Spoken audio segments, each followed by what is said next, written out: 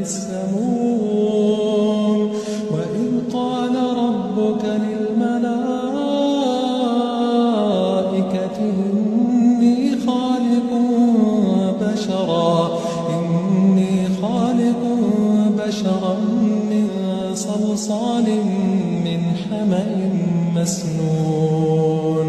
فإذا سويته ونفخت فيه من روحي فقعوا له ساجدين فسجد الملائكة